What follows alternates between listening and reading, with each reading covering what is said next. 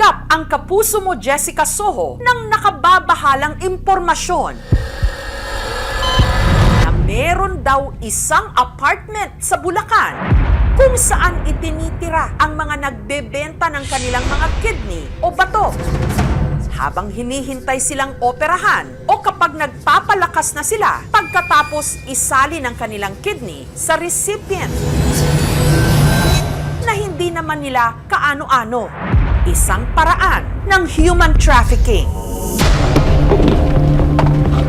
At nitong July 11, ang apartment na ito sa Bulacan ni-raid ng NBI o ng National Bureau of Investigation. Upo ka. NBI kami. Siyam na tao ang kanilang na-rescue, kabilang na ang mag-asawang ito. Nakasakasama pa ang kanilang anak. Hindi lang po sa amin, doon ako sa'yo. Tulong kami sa inyo. Sino yung bagong opera? Siya? Ito. Sa baba? Habang ang lalaking ito, kaka-harvest lang o kakakuha lang ng kanyang kidney para ma-transplant sa recipient. Siya, kailan ka na-operahan? Kailan kahapon lang. Ang sugat nito sa kanyang tagiliran, sariwa pa at may benda. May tatlong iba pa na nasa apartment din. Nakita rin ang mga bakas ng ginawa sa kanilang pagtanggal ng kidney. Ang presyo raw ng bawat kidney ngayon. Usapan po namin noong 200K. Ang kalakalan, matagal nang nagaganap online. Nagkakakilala po kami online sa Facebook group. Doon po kami nag-uusap. Habang ang mga nagbebenta ng kidney, papataraw ng pabata. May mga minor de edad po sila nakukuha. Mga 18 years old po. Yun ang pinakabata ba? 18 to 17. Yung isa po, nakasabayan ko 17. Ang nabili niya po is iPhone 14 or 13. Nagbebenta sila ng kidney para lang magka-iPhone. Sa ginawang raid nga ng NBI, may nakita silang mga mamahaling cellphone na kalaunan na pag-alamang isa sa mga binili ng donor matapos nitong magbenta ng kidney. Kidneys for sale. Nakakalungkot, pero totoo. 25 taon mula nung una kong iniulat o inexpose ang bentahan ng kidney sa Pilipinas, ang kalakalan ng kidney tila mas lalo pang naging organisado.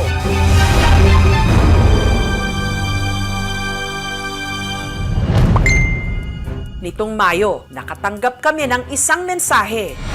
Nais ko po ipaalam sa inyo ang bentahan ng kidney dito sa Bulacan. Ako po ay nagbenta ng kidney. Hawak po kami ng agent. 200,000 po ang bentahan. Itago natin siya sa pangalang Kat. Kat, una sa lahat, thank you ha na humarap ka sa amin para magpa-interview. Bakit ngayon ka nagpasya na lumantad at bakit sa amin? Hindi ko po mapapansin po ako ng KMJS. Ang iniisip ko lang din po kasi noon, ayoko na din po na may mabiktima sila. Si Kat, 21 anyos, may sarili ng pamilya at maagang nabaon sa utang. Ang total po ng utang ko ay 70,000 po. Yung mga pinagkautangan ko po, dead threat na din po. Nag-extra po ako ng trabaho para makabayad po ako sa utang ko. Kaya lang po hindi po talaga kaya. Kaya po nung November na po, hanap po ako ng bentahan po ng kidney. Sa Facebook po, doon ko po nakita. Sinearch ko po ng kidney selling. Tapos lumabas po yung kidney donate. Napakadali lang daw sumali sa Facebook group na yon na puro dummy accounts. Sa mga accounts na yon, may mga nagpo-post, naghahanap ng magbebenta ng kanilang isang kidney. Ang tao kasi mabubuhay kahit isa na lang ang kanyang kidney. Doon po ako nag-comment. Then may nag-message lang po sa akin na dummy account. Ang kausap ni Kat, nakapagbenta na rin daw. Magkano ba yung unang sinabi nila? 200,000 po. Ang liit po nung 200K para sa kidney mo. Sabi ko baka pwede maging 250 para ako panimula. Pero dahil gipit, pumayag si Kat na ibenta ang isa niyang kidney sa halagang 200,000 pesos.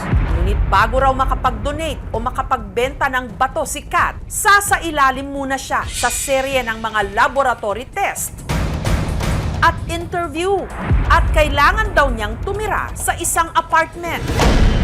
Ano yung dorm na yon? Nandun po lahat yung mga donor. Paano nila in-explain na dapat doon kayo tumira sa dorm? Meron daw po kasing mga donor na hindi naka-stay out po. Pag yung malapit na daw po ng transplant, umaatras po, tumatakas, lalo na daw po yung may mga cash advance. Ang pinakako po nila sa akin noon is 2 months lang po talaga. Ang bagay na ito, inilihim daw ni Kat sa kanyang pamilya. Nung una po, alam po niya nasa trabaho lang ako. Sinabi ko po sa anak ko na mag-work lang si mama ng ilang months, babalik din ako. Ayon sa datos ng NKTI o ng National Kidney and Transplant Institute, kada oras, isang Pilipino ang nagkakaroon ng chronic renal failure. Ang ilan, maaari pang idaan sa dialysis. Sa ngayon, there are about 100,000 patients undergoing regular dialysis. Mataas po yun. Pero sa mga malala ng kaso, ang tanging solusyon, kidney transplant.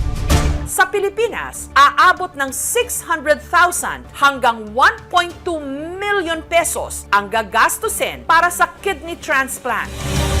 Pero ang pinakamapanghamon ang makahanap ng magdodonate ng kidney na makakamatch ng nangangailangan at ng magdodonate o magbebenta. Hindi ito madali ang proseso. Maaaring abutin ng taon. In 2 months, pwede ka na matransplant. Pero kung wala ka talagang kamag-anak, maghahanap ka pa ng ibang tao. Sometimes, it will take about 1 year before sila matransplant. Mahabang proseso ito. Kaya may iba naghahanap ng kidney sa black market.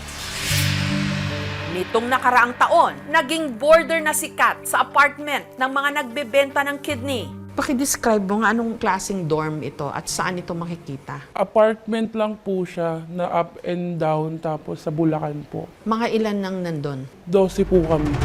Dito, nakilala raw ni Kat ang mga kapwa niya donor. Yung mga medyo nakatatanda, kailangan nila sa buhay. Opo. Dala ng pangangailangan. Opo. Parang katulad mo, ganun ba yun? Opo, mga pambayad po ng utang. Pero ang ilan sa mga kasama niya, batang-bata, mga Gen Z.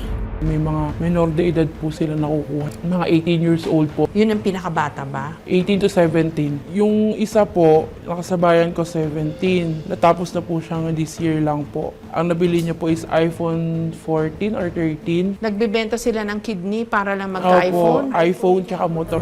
Ang pinapayagang maging kidney donor, edad 23, pataas. Pinagpapanggap po nila na 20 years old. Tapos, pinapalabas nila na mas matanda. Opo, mga 23, 25 po, ganyan. Hindi ba hinahanapan nyo ng mga birth certificate? Ginagawan po nila ng peke. Sa apartment, marami raw batas. Bawal ka lumabas mag-isa. Pwede naman po mag-cellphone. Kaya lang taghihigpit na po sila. Sisilipin nila kung sino kausap mo. May allowance po kami ng 1K. Yung 1,000 allowance nyo kada, Linggo po. kwento mo nga nung paano naging takbo ng buhay mo doon. Gigising, tapos pupunta lang po ng NKTI para pag gumawa po ng mga blood sample po kung fit na po ba ako as a donor. Gaano kadalas pinapacheck yung dugo? Weekly po siya. Lalo na po yung creatinine po namin, tinitingnan po lagi yan, tsaka po yung urinalysis. Uulitin po nila ng uulitin kasi ipapasa po yun sa recipient namin na ito yung creatinine ng donor mo, healthy siya. Yun ang pinang-front po nila sa mga recipient. Anong next step na pinagdaanan mo? Pagkatapos naman po ng social, psychological naman po. Baka napipilitan ka lang, dadadala ka lang ng emosyon mo o sinuhulan ka ng pera or bayad ka. Kaano-ano mo ang recipient? Katulong po ako nila sa bahay. At ang pinakahuling kailangan nilang maipasa, interview sa Ethics Committee Panel ng ospital. Mag-interview sa na pare, abogado, tsaka 3 head ng ospital. So mahigpit yung screening na pinagdaanan Opo, mo, Kat? mahigpit po talaga. Sinisiguro naman ng ospital na walang bilihan o bentahan. Wala po. Na talagang parang solid yung kwento mo, hindi imbento lang. Opo. Ayon sa inilabas na guidelines ng NKTI, ang mga maaari lang maging organ donor, mga kamag-anak o kaibigan ng recipient. Pwede rin ang mga deceased donor o yung patay na pero nakapirma sa isang organ donation waiver. Pero dahil hindi kwalipikado ang mga katulad ni Kat na mag-donate ng kidney, sinasanay raw silang magpanggap na personal nilang kakilala ang recipient. Kailangan po talaga may emotional attachment. Minemorize mo lahat ng Opo. detalyeng yon. Birthday niya po, edad, timbang, pangalan po ng nanay niya, lahat-lahat po kailan po siya diagnosed. Ipinakilala rin naman daw siya sa bibili ng kanyang kidney. Nasa National Kidney Transplant po kami. Nagkita po kami. I-describe mo nga yung recipient mo sa pagkakatanda mo. Lalaki po siya, matanda na din. Ihingali na din po siya. Hypertensive po siya, diabetic, kaya po nasira po yung bato niya. Nagka-emergency po siya, kaya kailangan na po talaga niya magpa-kidney transplant. Anong kwento nyo? Paano kayo nagkakilala? No? Kasambahay po nila ako. Ah, Tapos okay. pinag-aaral po nila ako. Kaya tinuruan po ko na lang yung agent na sabihin mo lang na tinuring mo na siyang tatay kaya gusto mo siyang tulungan. Pag tinanong ng ethics com kung bakit hindi pwede yung dalawang anak niya, sabihin mo bata pa. Nameke rin daw sila ng mga dokumento at litrato. Pumunta po muna ako sa bahay nila ng isang araw. Nag-picture lang po kami ng, kunwari, ito yung 2021, tapos ito yung 2023, 2024. So anong ginawa niyong pag-iba sa itsura? Yung edit po, tapos nagpalit na lang po ako ng damit. Tapos yung buho ko po, pinawasan po nila doon. Ginupitan ka. Sikat nakapasa raw sa lahat ng screening pero sumama ang lagay ng kanyang recipient. Nag-antay po muna ako ng 2 months bago po kami makapag-transplant. Kaya tumagal siya sa apartment. Doon niya raw mas nakilala ang mga tao sa likod ng kalakalan ng kidney. Meron silang tinatawag na agent na mga dati ring donor na nagsisilbi na ngayong middleman. Magjowa po sila. Ang tumatayo raw leader ng grupo ang tinatawag nilang si Boss A. Bakit Boss A ang pangalan niya? Alan po kasi yung pangalan niya. Yun po yung tawag namin lahat. Nurse po siya sa NKTI. Personal din daw niyang nakilala ang tinatawag nilang Boss A. Nung sinama po kami nung agent sa NKTI, nag-abot po sila sa kotse ng nakasobre po na pera. Isang beses po nasama po nila ako sa pag-meet po dun sa may recipient. Doon ko po nalaman na ang total po pala na nakakuha ng dapat para sa donor ay 400,000. Pero sa kanila po napupunta is 200K. Habang nangyayari ang lahat ng ito, anong mga tumatakbo sa isip mo? Dapat hindi na po ako tutuloy nung bago mag-transplant. Pero nagdalawang isip si Kat. Pag may nag-inasa sa inyo, Pag may parang mananakot, yung parang manggugulo po. Ang puntahan na lang daw po ay si Sir Alan. Tapos pag nandun na daw po sa NKTI, paglabas na daw po naka-black bag na, patay na. Nang nagtatalo po kasi yung isip ko tsaka yung puso ko kung tatakas ako kasi iniisip ko yung anak ko. Sabi ko, bata pa nung anak ko, paano ko aalis? Sino pupuhay sa kanya? Kinalaunan, ipinagtapat na raw ni Kat sa kanyang kinakasama ang kanyang sitwasyon. Umiyak na po ako sa kanya. Bakit ko daw po nagawa yun? Ba't di daw po ako sa kanya humingi ng tulong? Sabi ko, hindi na natin kaya. Tinetreaten na ako. Matapos ang halos 5 buwan, dinala si Kat sa isang pribadong ospital sa Quezon City kung saan ang kukunin sa kanya dapat yung mas mahina niyang kidney o ang nasa kanan. Pero laking gulat daw niya pagkagising. Nasa recovery room na po ako. Pagkapa ko po sa tagiliran ko, yung kaliwa po yung kinuha. Yung 80 to 90% na malakas yung function ng kidney ko. Ang iniwan po nila is yung 50 to 60 po na function. Pero wala naman na po akong magagawa eh. Anong naramdaman mo nun? Kinabahan po ako noon na iniwan sa akin yung mahinang kidney ko. Hindi sila tumutupad. Natanggap naman daw niya ang ipinangakong bayad. Ang usapan po namin is 200K po. Puro pa installment na lang po yung bigay sa akin. Nabayaran mo na yung mga utang mo. Opo. Wala na nang haharas sa'yo. Wala na po. Masaya na po ako nung nakasama ko na po ulit yung anak ko tsaka yung pamilya ko po. Pero meron pa raw problema. May pinirmahan po kasi kami sa attorney na sagot po nila yung pang-check up po namin. Pagkatapos, Opo. Nag-message po ako sa mga agent. Ang sagot lang nila, tapos na kami sa'yo. Kung ano man ang usapan nyo, wala na kaming pakailam dyan. kailan ka nagpasya na ayoko na, gusto ko na magsalita? Ang iniisip ko lang din po kasi noon, ayoko na din po na may mabiktima sila. Taong 1999, sa aking dokumentaryong Kidneys for Sale, unang naisiwalat ang talamak na kalakarang ito sa isang mahirap na komunidad sa Baseco sa Tondo, sa Maynila. Patingin nga ako ng sugat niya. Nagkaroon pa ng Senate hearing, naghigpit ang mga otoridad sa mga ospital, nagsagawa ng mga regulasyon. Ngunit base sa mga isiniwalat ni Kat, mukhang pinapaikutan ang mga regulasyong yon at tuloy ang kalakaran ng kidney Sa pagkakaalam mo, Kat, itong grupong to, organized sila o kung sino-sino lang din? Organized din po siguro sila kasi ang galing po nila eh. Paanong magaling? Ang bilis po talaga ng proseso sa may ospital. Lalo na pag mapera yung recipient, una ka talaga sa unang ooperahan. Pwede mong bayaran yung kidney organizer para ako mauna sa gantong date, mga availability po ng mga doctors. Sa tansya mo, gaano karami dun sa mga nagdo-donate supposedly ng kidney? Natapos po sa kanila, nasa 20 na po. You are giving away a part of your body in exchange for a sum of money para pagsamantalahan yun ng ibang tao, para pagkakitaan ko ay hindi ka tanggap-tanggap. Sobrang unethical niya. Ang mga impormasyong ibinunyag ni Kat sa aming programa, ipinagbigay alam sa NBI. Ang NBI National Capital Region nagsagawa ng surveillance sa sinasabing apartment kung saan pinapatira ang mga donor. Sa muling pagbalik ni Kat sa apartment, meron daw siyang napansin. Madami na siguro sila doon. Kaya may double na kasi dati sopa lang. Nung nakakalap na ng sapat na impormasyon, agad ikinasa ang rescue operation. All units, roll na tayo. Roll na. Pagdating sa subdivision, pumosisyon ang mga operatiba. Ikutan muna natin. Okay. Assess natin. Assess muna natin. Makailang beses nilang inikutan ang kanto kung nasaan ang apartment. May baril ba? Yung bantay, tunnel. Wala po, sir. At nung merong lumabas sa gate,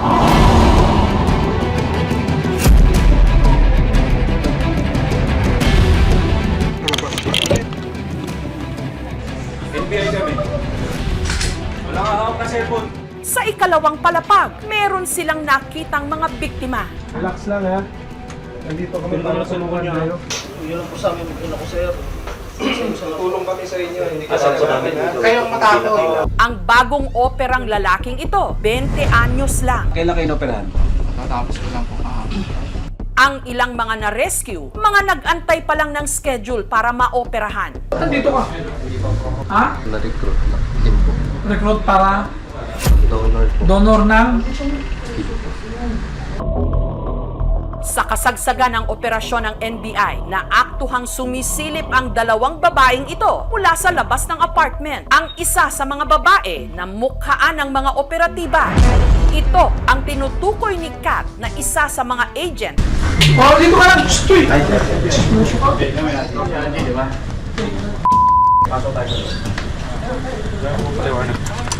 Pasok ka. Kami ay taga-NBI NCR. Alam namin yung nangyayari dito, mag-cooperate lang kayo ha. Oo. Sa ngayon, nagkakanda kami ng law enforcement operation, human trafficking for sale of kidney.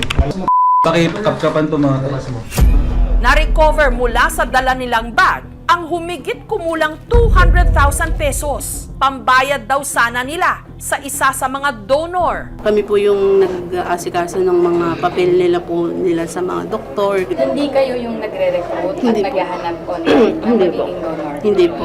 Kami po mismo ang naghanap ng sarili naming recipient. Hanggang sa may nakita po kaming agent. Kasama po kami sa bahay na ganito.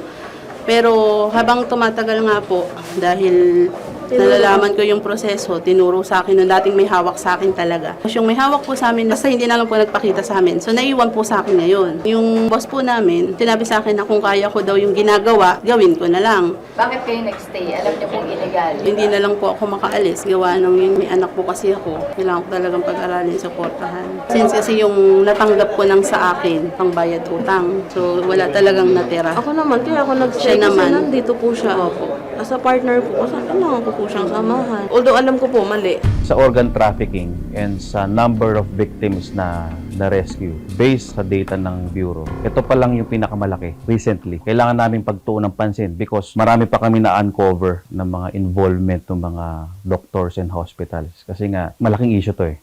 Nitong Biyernes, iniharap na sa piskal sa Department of Justice ang dalawang ahente bago ilipat sa NBI Detention Facility sa Bureau of Corrections sa Muntinlupa. We filed qualified trafficking. Wala pong piyansa ito. Ang fine dito ay ranging from 1 million to 5 million. If committed by a syndicate or in a large scale, ang penalty po dito ay life imprisonment. Samantala, nakapanayam ko ang 4 sa 9 na mga na-rescue ng NBI. Dahil sa tinamo nilang trauma, nag-imbita kami ng psychologist para sila'y magabayan. Isa sa mga nasagip, ang 20 anyos lang na itago natin sa pangalang Bern. Gaya ng isang donor, 200,000 pesos din daw ang ipinangakong bayad sa kanya kapalit ng isa niyang kidney. Pero ang nakuha lang daw ni Bern, 2,000 pesos. Yung pera ko daw po, andun daw po kay Alan. Hindi sila tumupad dun sa usapan na bayaran. Hindi po. Bakit mo kinailangan magbenta ng kidney? Gipitan lang po. Doon po dapat ako kukuha ng pang-tuition ko ngayong pasukan. Nabenta mo na ba yung kidney mo? Tapos ko na po ng July 7. So kailan lang? Pati ng sugat mo, so medyo fresh pa.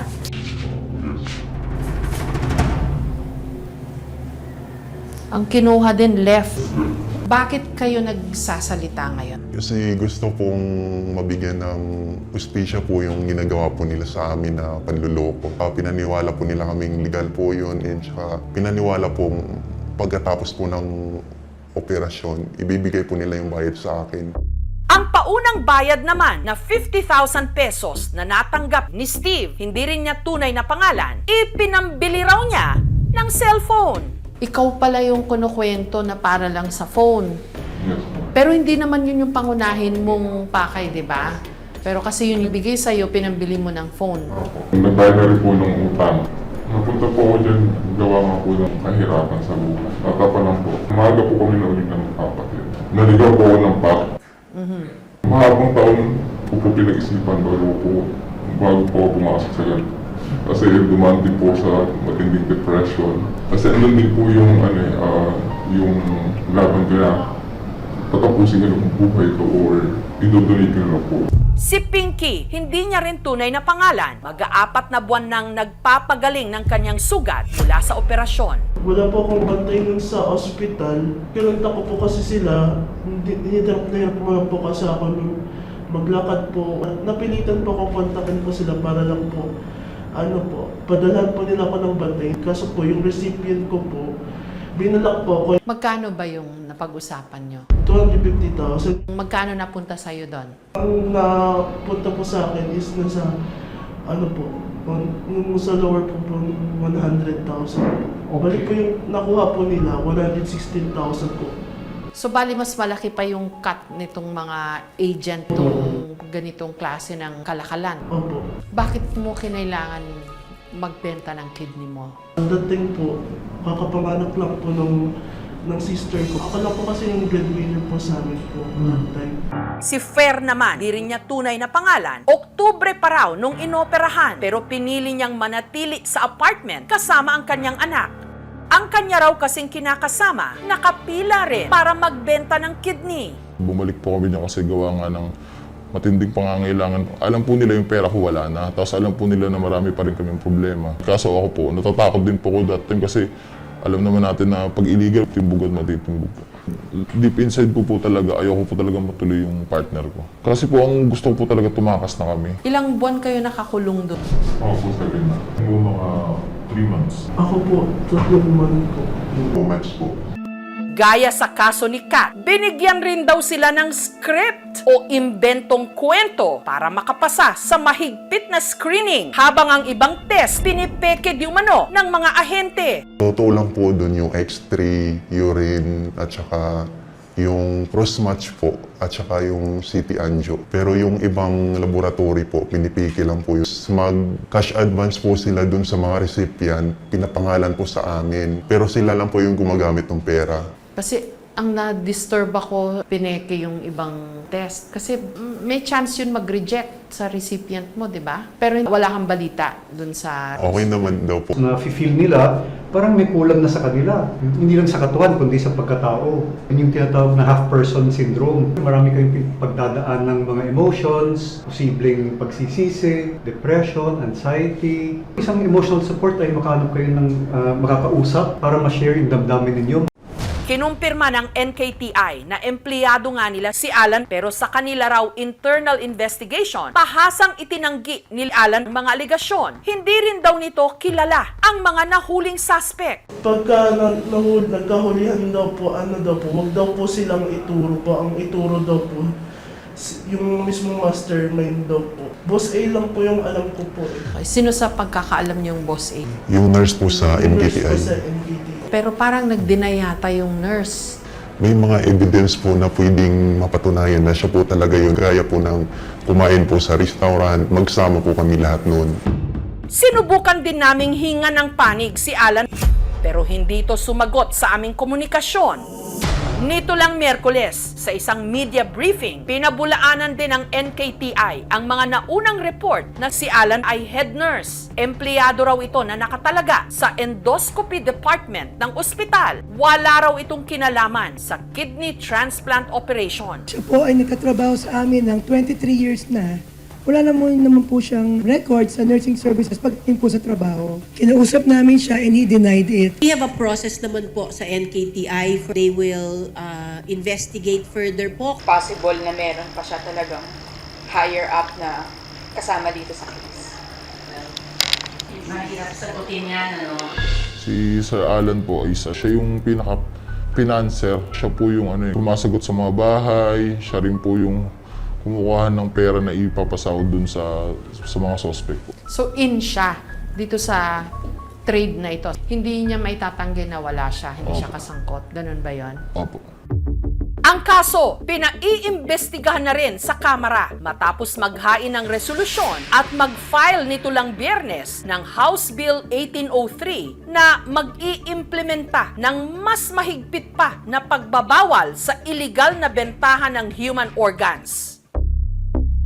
Samantala, habang gumugulong pa ang investigasyon, higit na inaalala ngayon ng mga biktima ang kaligtasan nila, pati na ng kanilang mga pamilya. Sina Kat at ang iba pang biktima kasi nakatanggap na raw ng mga pagbabanta sa kanilang mga buhay. Baka mamaya, yung pamilya naman po namin yung balikan, iba-black bag daw po kasi pag nagsumbong po. Black bag, ibig sabihin yung cadaver bag. Papatayin daw po. He is trying to instill fear dito sa ating mga biktima para hindi na sila magsalita pa. Siguro he is hoping na i-recant yung kanilang mga salaysay. Mga victims namin na na-identify na nakakatanggap sila ng mga threats, ipoprocess natin yung kanilang eventual pagpasok sa Witness Protection Program. Padadalan po siya ng summon, pagbibigyan siyang sagutin ang mga demanda ng NBI laban sa kanya. We are confident dahil po matibay ang ebidensya natin na masasampahan siya at lalabas po ang warrant niya. Meron tayong sinusunod na due process. Kailangan nating hintayin yung warrant of arrest ng ating subject in order for us na siya ay mahuli at mapanagot sa batas. We want to tell our patients na wag po sila magpa-connect sa mga possible donor na hindi nila kakilala. Bawal po yon. Igalang ninyo yung inyong mga katawan, yung organs ninyo. Wag po kayo magbenta. Kung tutuusin, walang masama sa organ donation. Dakila ito na handa kang magbigay na bukas sa iyong loob ng parte ng iyong katawan para madugtungan ang buhay ng iyong kapwa. NBI kami. Pero may mga batas at regulasyon na dapat sundin dahil ang pagbebenta ng human organs katulad ng kidney o bato, illegal. Hindi ito industriya o kalakal na sinasamantala ang kagipitan o kahirapan ng donor para sa nangangailangan. Ang problema, ang kumakapit sa patalim sa mga kaso ng bentahan ng kidneys o kidneys for sale na talama noon pang dekada 90. At hanggang ngayon, ang kumakapit sa patalim, ika nga, nasusugatan, napapahamak.